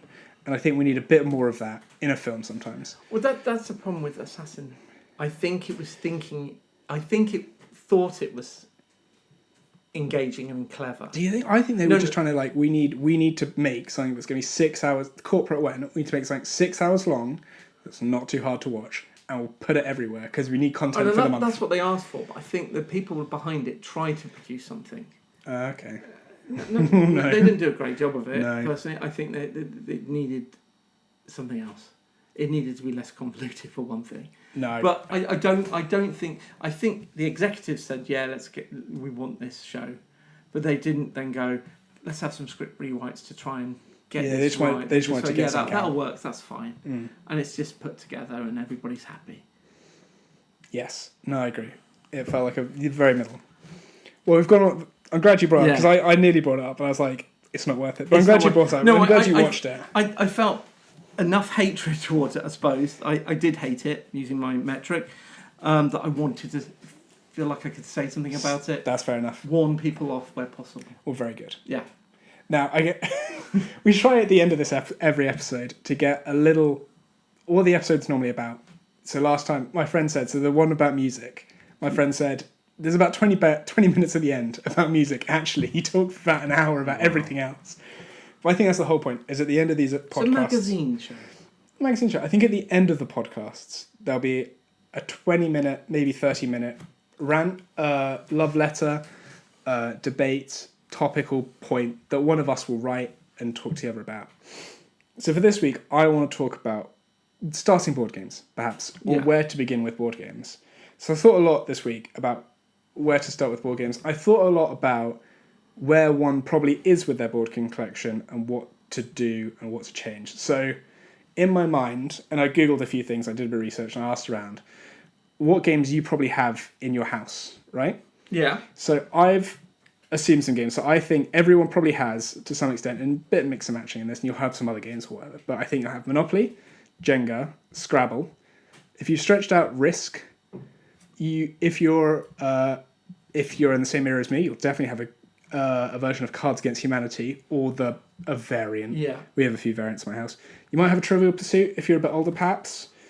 You might have Settlers of Catan, and then you'll have a chess set. Yes. And a pack of cards, maybe. Would you agree with that? Is there anything there you think I've missed out? I don't have Settlers of Catan myself. That's fine. Yeah, These are like, I think, plus or minus a few, Yeah, but I think these are the core. Yeah, the core games. I think with young children, we've got Labyrinth. Labyrinth. Okay, yeah. Which is, again, aimed at younger age. And what's the other one that is very popular? Oh, I can't think what it is right now. If you describe it, maybe I can help out. No, I can't even remember it. Fair enough. But yes, I think you get the core of what I think, if you go around anyone's house. Uno. That's something you... Uno, yeah. That's Uno's something, fair I think enough. that's a very popular game. That's fair enough. Top Trumps? Top Trumps. Do you think everyone's going to have a Top Trumps nowadays? I agree, everyone's going to have an Uno pack, definitely. But I don't think everyone's going to have Top Trumps. Okay. Maybe that's the thing, a household with children. It's a very simple game to pick up. You just That's basically change choosing who's got the highest number. No, it's very easy to play. No, I agree. So I'm going to go through those games again. I'm going to say what I think you should straight away bin, and probably why. All of them? No, not all of them. I think you should keep some of those. So firstly, Monopoly. Yeah. Just throw that out straight away. Any variant of Monopoly, just get rid of Monopoly. Don't have it. Well, I'm going to say you haven't... everyone knows why Monopoly is a bad game. It's rage baity. Some guy wins and everyone hates it. It's a long form game. It's really not a good game. It feels like a waste of time. It is a waste of time. You start off going, okay, let's roll the dice, let's move around the board. By the end, you're like, oh, I can't do this anymore. And you get to a stalemate or someone wins, and it just feels not... It's not a fun game. Well, the thing is, it's very obvious earlier on, especially for the loser or for the losers. You know you're not going to beat that. You can start to see the person... It's a bad game. If people have to leave the table because they're out, that's a bad game. Well, especially that low level. In the higher level, more like, try hard games. Fair enough, because it's a try hard game. There's got to be some risk. But if you're playing a casual game with family, that's not how it works. You want to feel like you've got a chance you want to sit at the table together for the whole game. Yeah. So I'm going to suggest, instead of Monopoly, get Monopoly Deal, which is a card game. And that is definitely someone later on in life being like, this is what Monopoly is meant to be. It's a very quick form factor, very small form factor, very quick game. It's still got that blast you capitalism vibe, but it plays well. And it makes me happy. One person, at the end of it, one person wins, right? It's like, you get enough cards down, someone wins. You play by getting sets of houses, and then there's money cards, and it just works really well. And someone's just rethought out Monopoly. It's really good. So that's what I recommend. Yeah. Jenga, I'm saying take it or leave it, if you want. I don't think it's... If you want a dexterity game, it's good for drinking games. If you're if you're young and you go clubbing and you want a pre-drinking game, fantastic for that. I would say as a father, one of the bonuses with Jenga, it's a building block set. It is a building block set. That is true. Most I agree games with of Jenga I've ever played with my children have ended with them building something. Yeah. No, I agree. It's good to have blocks, right? No, I agree. And the actual game is quite short. People like it. People don't like it. It's fine. Yeah, you find it in a pub, giant version. Yeah. No, yeah, pub garden with a big. That's a very fancy pub garden when they have the big Jenga. Yeah, you Doing know well. you're in a good place. Yeah. Scrabble. I think keep Scrabble. Yeah, There's a variant called Bananagram. I've seen that around. Yeah, You'll have seen that probably Yeah. in Waterstones, probably. probably. Um, Or other you can retailers, other retailers, book of it, course, your local retailer. I'd highly recommend your local book retailer if they have it. It plays a bit more fast paced. It's not one turn each. You basically you get like 10 pieces, and you just basically play Scrabble in front of you. And when you run out of pieces, you say split, and everyone grabs another piece, and you keep doing that Yeah, until there's no pieces left and someone's finished their kind of Scrabble board in front of them. yeah. It's fast paced. It's really hard for me because I'm dyslexic, so I have to keep going like nudge Jess and be like, "Is this all all worded yeah. right?" But I think it's really good. So I'd keep Scrabble. It's also good for spelling and stuff for Oh, it's young great kids. for kids. Yeah, and you can get a junior Monopoly. Junior Scrabble. Yeah, I enjoyed that as a kid. Which has the words defined for you, and you're just trying to match. Just trying to fill in. Yeah. No, I agree. Yeah. It's a really good starting point. Risk. I've never played Risk. Okay. But that says a lot because I go around a lot of my friends' houses to play a lot of board games, and not once has Risk come up as a game. And I asked a lot of friends who have played Risk, and they said it's too luck based. It's just if you want to play that style of game, there's better games. So I would recommend getting rid of Risk. It's like Monopoly. It's like a really bygone era of board game that just people get because they're like, well, Risk. You know what I mean? Yeah, no, definitely. But at the same time, I have fond memories of playing Risk. Do you really? Yeah. Everyone I've asked, Yeah. no one said it's been a good game. And I've asked probably about 10 people. It does. Maybe that's me playing as a child. Taking away that idea of it being luck or not luck. Because Okay. for me, it felt like I've made a decision, and oh look, I've got all these countries. Whereas perhaps what you're saying is if you play it to a higher level, then that breaks down. Yeah, a little maybe bit. if it's it is because a I bit play like, with people who's a bit well, more try hard and they're like, Yeah. well, this is unfair because blah blah blah. But maybe in my mind, I haven't played it again, like I said. But maybe it's more like Monopoly where you roll 2 dice, and if you land in the good place, you're winning. Yeah. You know what I mean? And then Yeah, that yeah. feels very unfair sometimes. So I'd say get rid of it personally. But I'm glad to hear you might keep it. Cards Against Humanity, I'm going to say bin that. What were you saying instead of Risk? Sorry. And we'll get some okay. we'll get some recommendations afterwards. But I think it's kind of coincidental I've said my recommendations thus far. Cards Against Humanity, I would bin off because it only plays good once. Every time I played it, it actually stalls conversation and it stalls a good time because you're just putting down cards and reading them out and like you get a laugh, ha ha ha ha, and then it's next person. and then it's next game. Yeah. And I just don't think it plays very well, and it's not a good long-term game. It's a better game to play in a pub if they have it on the shelf, right? Yeah. Don't have it in your own collection. Go somewhere they'll have it on the shelf because you can just go play it once and then you don't need to play it again. You don't because that's the reason it's got so many cards is because otherwise if it had the same 10 cards, there's no replayability. So once you've played it like 5 times, you've gone through all the cards. Yeah. You've kind of seen it all. It's just not a good game. I know it's fun for a bit and it was a good gimmick when it was around. But I just think it's not the thing it's anymore. like that kind of flash in the pan kind of thing. It- It was fun while it lasted, but it's not a long game. It's not something you're going to come back to. It's not. And I think Yeah. people are tricking themselves by having it on their shelf. Sure. And also, if you're playing it with new friends, it's a really bad game because you can go really dark humour and you can go dirty humour with it. But if you don't know where your new friends are at with that, yeah, it can. And I've had that with another game we have. We have one that's like you explain why you're up for a job. Like the whole point is you have like a job and then you say like the cards are like the standard tagline kind of cards, and there's a few points where I put down cards trying to be particularly dark humoured, and you could see one of my friends was slightly off put by that. So it can actually just ruin. Yeah. It's not a good style game. It makes me More think of icebreaker a more game. innocent game. Dingbats when I was a kid growing up. I think Basically, it's got lots of different kind of catchphrase style things where it's like pretends to, it might have pictures or something trying to describe a word. I can't think of one. Like catchphrase would be the word phrase in a net, and you go, catchphrase. Okay. But the problem with that is, of course, you've got a big pack of these different catchphrases, and you'll forget some of them.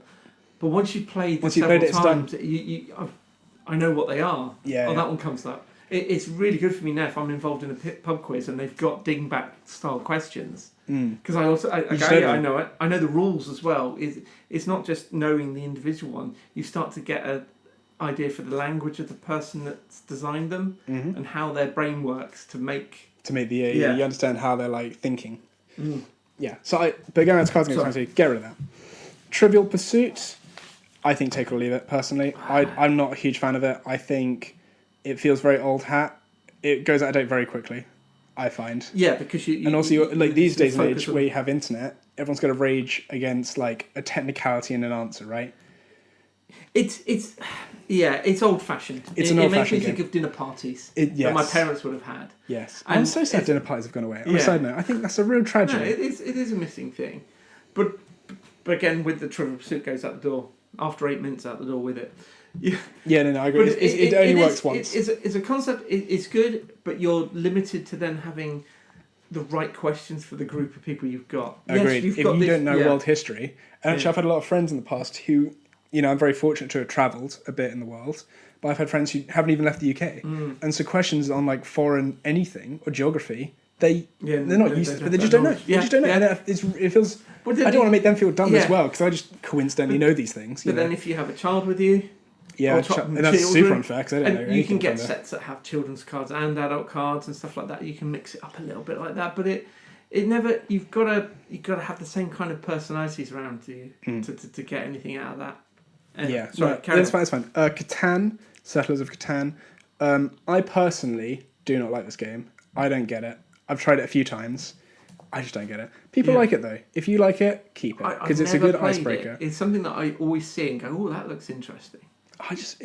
It doesn't vibe with me. I don't Yeah. know. There's something about it. I played it a few times. It just didn't vibe gel well at all. It felt meh, which is surprising apparently to a lot of people. But if you like it, you keep it. But I would say personally, there are better games out there, and there are better games. A lot of these kind of what I find is a lot of these games are quite safe and they're quite rules light. Well, not rules light. They're But just is it- simple is it- rules. But then I think even if you just put in a little bit more, you can get a lot better game. Does that make sense? I absolutely get what you mean, but isn't that the point of some of these games? No, Is because they're there's better ones. gateway No, board games. no, because there's better ones that are still simple. Okay. That's what I'm going to say. So, my next one's I've got chess. Yeah. I think keep chess set. Always keep chess set. I think it's. Someone pointed out it's a war game. It's like Yes, Warhammer yeah. in its most distilled form. Essentially, you've got Yeah. pieces and you're moving around a board. It's just the most There's- distilled, there's abstract rules to how those pieces move and how they attack each other. Yeah. So I think it's a really good gateway. There's a You got to reason why think. it's been around for There is a reason why a it's been very around. long time. I think it's worth having. And also, it's good for, I think, even just having that board. I don't know, a grid with some pieces. If you need pieces for a thing, Yeah, It's good to have them. Most chess sets you have nowadays have a draft set in with it as well. yeah. No, I think it's And really good. reverse it, you got backgammon. Which Well, I was thinking of running a D&D. Yeah. I've been reading a new book. We'll talk about it some other day. But I'm reading a new TTRPG book. Mm-hmm. It's about knights and kind of knightly houses, like very Arthurian. Arthurian? You know, Arthurian. Arthurian. Arthurian. But I want to use chess pieces to Yeah. represent all the characters because I think that would, all Yeah, the knights that and stuff. fits. It'd Yeah, look quite yeah. nice. So like, just having a chess set, really good for that. And also, I think it does make you think. Chess. It's a really good game to make you Yeah. think. Like a labyrinth. Well, yeah, you've got that level. You play with a child, and you're just playing almost on the surface level. Yeah. You play against somebody who's got this kind of similar skill to you. You've got to think ahead a bit more. Mm. You can't just go. They're not going to notice that I've just put my piece here. Also, younger it's weird. player. It's so weird. So, in my mind, playing chess is like riding a bike or learning to swim. In my mind, but Jess doesn't know how to play chess, and that surprised me. I think it should be seen as because it's not just a board game. I think there's a bit of a type of thinking you need. Does that make sense? You need like a type Yeah, of thinking yeah. to play chess. And I think it's kind of one of those like learn skills. It's a very abstract thing, so it's a very good learn skill. So I think it's worth having in the house, if nothing else. Well, the one thing I would say is that you don't even need to have one in the house. It's Right? true. My wife and I, we went to Zambia in Africa for part of her studies, and we were staying somewhere for quite a while without much to do during the days. And so I managed to find a piece of paper. I drew out the grid. I cut out all the pieces, and we played chess with a piece of paper. Yeah, no, it's very Yeah, good so for that. it's- You can it's- distill it it- down to that. And yeah, But what I'm saying, yeah, if you have it, keep it because it's worth it. Yeah, People won't like it. And then we've got the ones you've just put, which are Labyrinth and Uno. I haven't played Labyrinth, so I can't comment on it. I haven't got much. I think So- it's one of those games that you play with children that basically rolling dice decides on the thing. Fair enough. It looks more interesting than it is. It's quite Okay, nice. it's very It's lots- visual. yeah, and stuff, visual. tactile. And what was the other one? Sorry, I forgot. Uno. Uno. I think it's worth keeping. I think it is. It's a fast game. That's the thing is, if you've got somebody in the group that takes their time thinking about it, it starts to grate. You've got to have that pace. I think it also. Yeah. Every time I played Uno, it's ended up being kind of raucous, and I think Yeah. that's quite fun. Actually, in a family setting, in a friendly in setting. in a friendly setting, it can be a lot of fun. Good Especially when raucous fun. somebody thinks they've got you, and you Yeah, and everyone just slams on top of it. yeah. Everyone's got their own home rules because, Yeah. like, everyone's. I think it's fine. I think and it's very small, so Yeah. I'd say keep that. So, I'm going to go through a few games. I'm going to go in Yeah. kind of order of lightest to heaviest, perhaps, Okay. that you should look at. So, I think getting rid of Monopoly. So, first thing, I think a deck of cards. Have at least 2 decks of cards in your house at all times. 2 high quality bicycle sets of cards. Okay. Because decks of cards can do so many more games than people think. On holiday with my family, we always play Estimation West without fail. 7 up, 7 What down. did you say before it? Before Whist, sorry. Estimation West. So you got to Estimation. estimate how many Okay. sets you're going to get, and you get 10 points if you get it correct. Yeah. But you always do it so that everyone can't predict the actual amount of cards in the hand. So someone Okay. has to Yeah, yeah, lose. It's really, we played it Well, without fail on every okay. holiday. And I it's a used to great. play before we had children. We used to go on holiday with my parents-in-law, and we would play Whist. I Yeah. don't know what estimation Whist is, but It just adds a bit more. just a bit more. Bit more points and a bit more thinking, but it's Yeah. a great game. It's a the things that Yeah. so there's also, if you want to go a bit more, you can go so deep with cards. So there's a game called Regicide, which is played with 1 deck of cards, Yeah.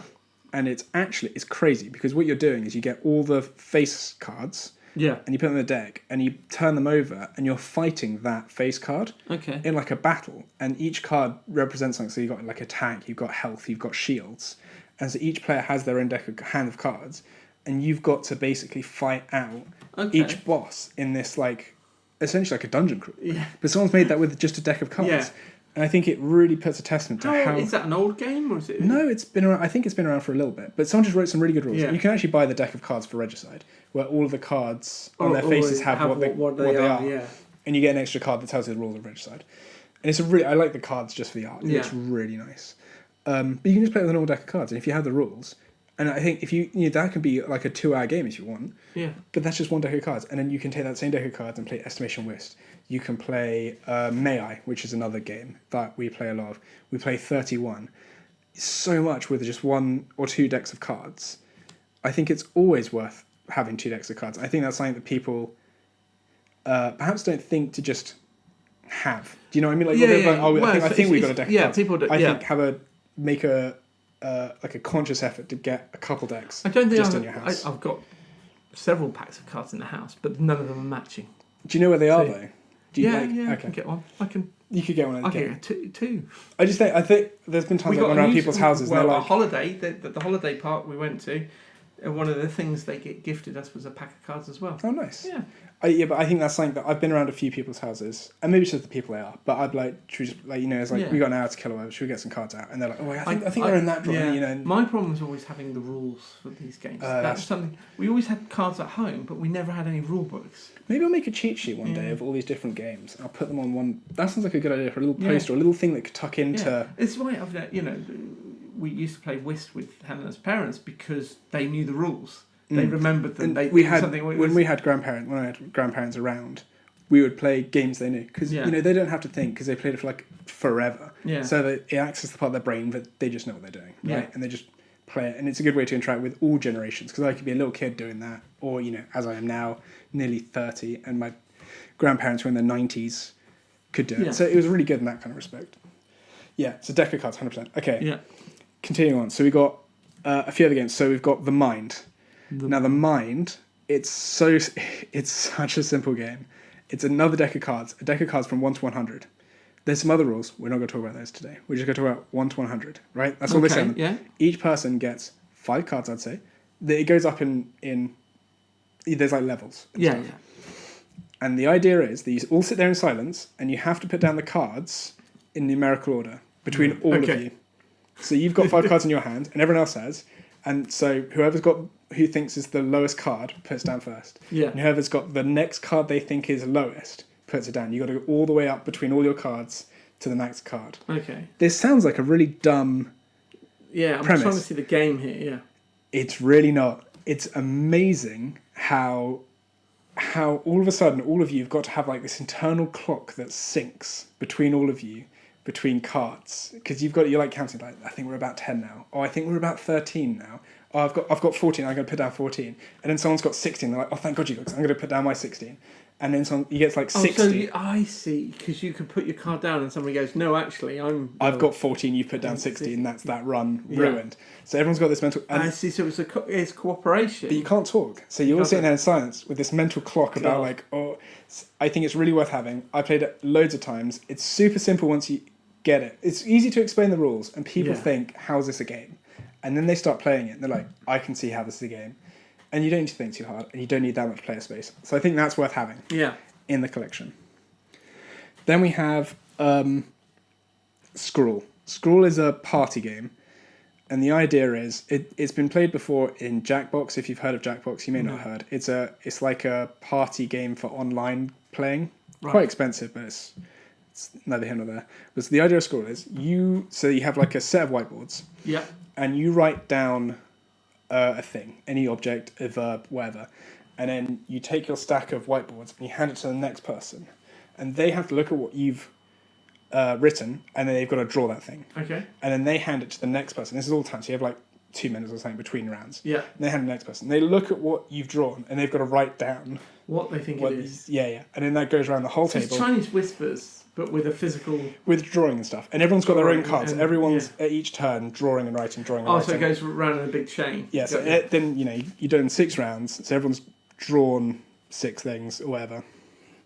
And you go through, and it's just a good laugh. There's no like, you can say like, oh, that person did the best job or whatever. Yeah. But there's no winners, losers, and it's just so funny. It's just so funny how people interpret an image. Yeah. And it's a really good pie game. If people don't want to talk, I think it's what Cards Against Humanity is trying to be, but because you're drawing and writing your own stuff, it's infinite. You can keep going forever, and it's you're not tied to what they've created. Yeah, I think actually you start with a prompt card. If I remember correctly, you start with a prompt card that tells you what to draw. Okay. And then that's how it starts, and you go around. It's a really good game. I highly recommend it to anyone. I'd say that's the game to have instead of Card Against Humanity. Yeah. And you can do that as a drinking game. You can drink and whatever. Yeah. And then the answers get worse and worse. Yeah. 100%. Blockus. Now, Blockus is a game that's kind of like Tetris, where you have a grid. I'd say this is a game that it's kind of like Jenga. It's not a dexterity game. So Jenga is what they call a dexterity game, where you need physical capability. But this isn't like that, but it doesn't have words or text. All it is you get a set of Tetris pieces. Okay. And there's a grid in front of you, and you've got to put your Tetris pieces in the grid so that only corners touch and no faces touch. Okay. But there are 4 of you doing this at the same time. And very quickly the board fills out. And you're struggling to put your piece in anywhere because no 2 of your faces can touch. And you can fit against other people. Yeah, they can't fit. You can only touch your corner to corner. You can touch faces on other people. I got you. Yeah. And it's 4-player. I think it's a really good child game. Yeah. I think it's a good. I played it a lot as a kid. Great game. And it's the same set. It's It's 4. It's 4 There's a few squares. More styles. You have some you have 5 cubes and you have some 2 cubes and 6 cubes, and there's a bit of strategy about which ones you put down first. Blah blah blah. Yeah, you want to use it's a good start. Bigger ones first, I imagine. Yeah, you put the bigger ones first. But it's a good game. I think it's a good game. I mean, I love Tetris. It's a game that I played so much as a kid. I was falling asleep playing it in my head still. But that was a 4. Everything was 4, wasn't it? Each shape was 4 squares. 4 or 5 or something. Yeah. But recommend. So I'd recommend Blockus. What else we got here? So, Ticket to Ride. That might be in most people's main board games already. It's one I keep coming across and keep thinking, oh, that looks interesting. I like that you're building your train track as you go round. Yeah, and I'd say that's a good Monopoly alternative. Some people would probably disagree. I think they'd say Catan might be better. I like it more. It's a really easy game. You can play it with some new friends. It's not hard. It's a real easy, don't have to think about game. Would recommend. What else we got here? So now I think we're getting into some bigger games. Yeah. Probably hitting your Risk kind of areas. Some Monopoly alternatives. Day filler. Well, not day fillers, but morning or afternoon fillers. I don't know. You obviously 5 haven't hours. played Risk. You said you hadn't. Wingspan. Wingspan. So these are what are called Eurogames, where they're kind of like spreadsheets, but fun. I guess you're really like trying to collect birds essentially, and you've got like little pips that are eggs that you fill out extra bits to get bonuses, and it's just a lot of synergy to collect different birds essentially. It's really fun. Okay. It's a really light game. It's super good. I don't know how to explain it better. You're doing a lot of collecting, so you're not actually interacting too much with other people. Are you playing at the same time as You're playing at the same time, and you go around and having turns. Yeah. And I think they called it something like an engine builder, where you're kind of like you're collecting all your bits to make your engine work. Yeah. It's a really light-hearted game. It's really good. I think it's very approachable. Yeah. I think it's a lot better than a lot of other games where there's a lot more conflict.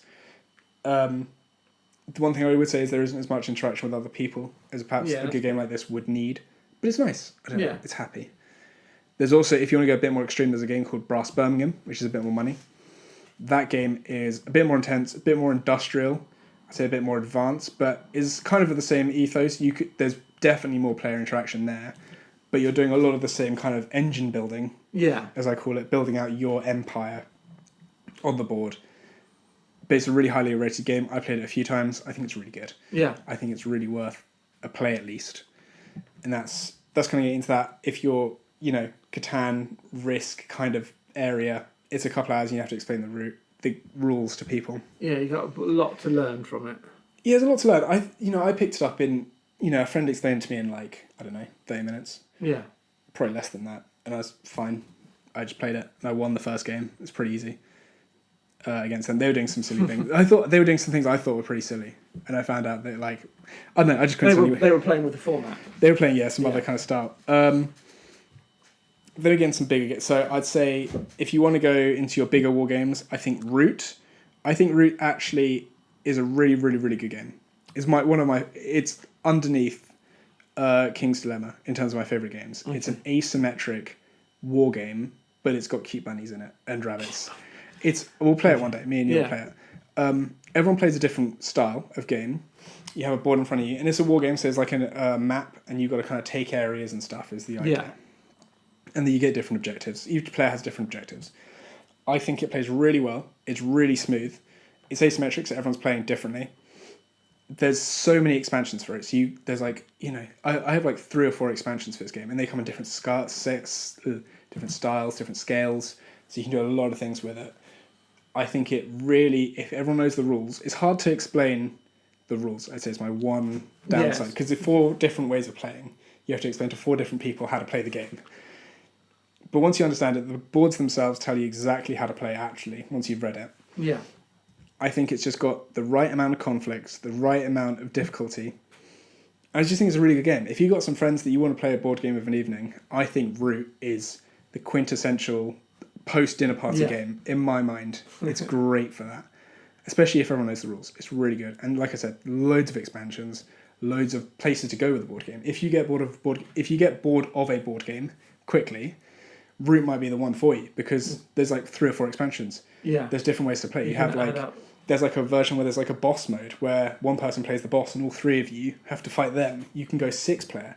You can add different types of characters. There's loads you can do with it, different cards, different objectives, different ways of playing. And I think just that expandability on the same game is really strong. So that's a highly recommend. And if you want to go a bit higher, you've got things like Scythe, which is kind of the same idea, but a bit more advanced, I'd say. And then you're getting into your things like Twilight Imperium, which are really big board games. But I'm not going to say those games are quintessentially you need. Yeah. I'm going to say things you get into that you're not getting more. Yeah. Some of these games I'm saying are essentials. These are games to replace other games in your collection.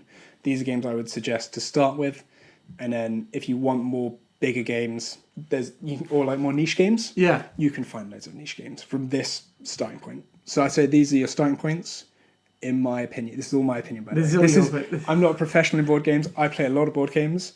I have a lot of opinions on board games, but this is just what I think. And I think there's a lot of. And I imagine all of these will change over time. I'm sure they will as new games come out. And I think when I was thinking about how to write this or talk about this, is this things I would have liked to have known, even just the names of these games, just things I'd like to have known when I was starting, right? Yeah. Things I'd like, just saying the name, you go Google it, you find out what it's about, and then you've got that foothold into the world of board games. Yeah.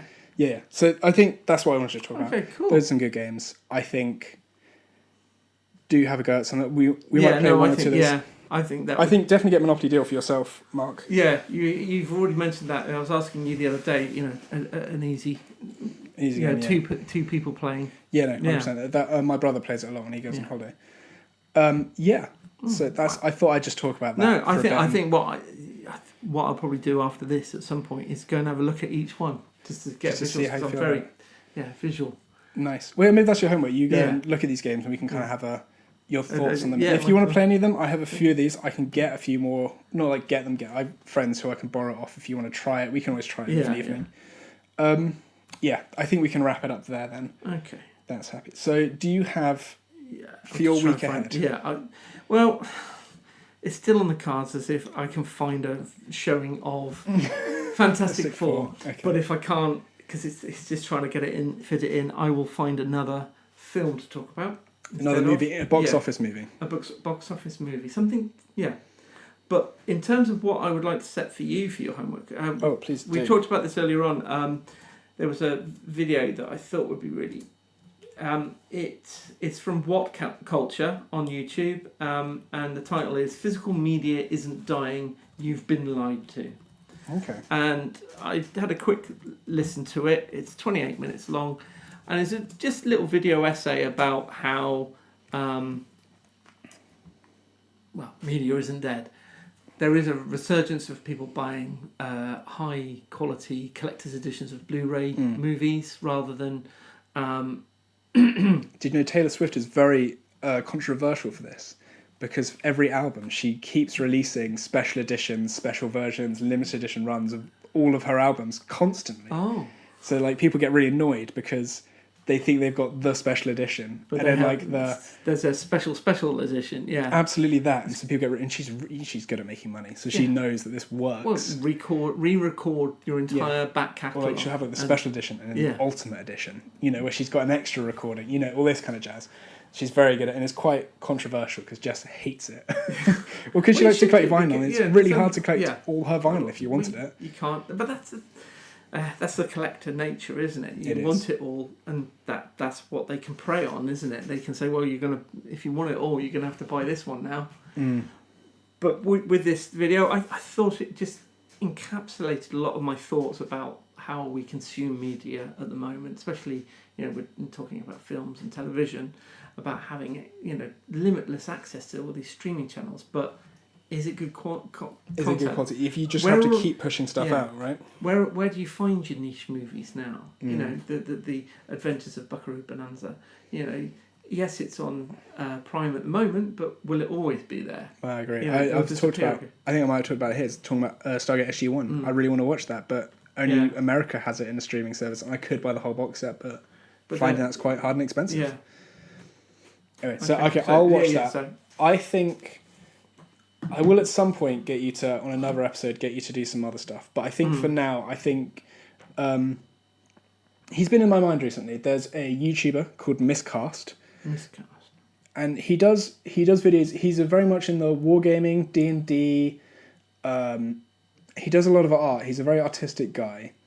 He's very scatterbrained, I think, in my mind, but like in a very good way. He's got a very distinct art style, and I'd like you just to watch one of his videos because I think you would like his art style and how because all of his videos are more like an artistic piece as well. They're not just a video documenting what he's doing; they're also an art piece about what he's doing. And so I think it's really good to represent him or like show you this person so you can see him. In terms of what I'm going to see this week, I have no idea what I'm going to be watching this week off the top of my head. Next weekend, actually, I'll talk about this. Next weekend, I'm going to see Good Kid live in London. Live. I'm so excited. We'll definitely talk about that next episode because that'll be huge for me. So yes. Good Kid. Wow. I would be very interested to see how you talk That about one. saying- yeah, no, it's honestly so. No, sorry, I won't so be too excited. negative I know. on that. Yeah, I'm really pleased for you, honestly. It's good. No, I am. I know, I know I don't sound it right yeah, now, whatever. but I really am Sure, being sure. genuinely, good on you.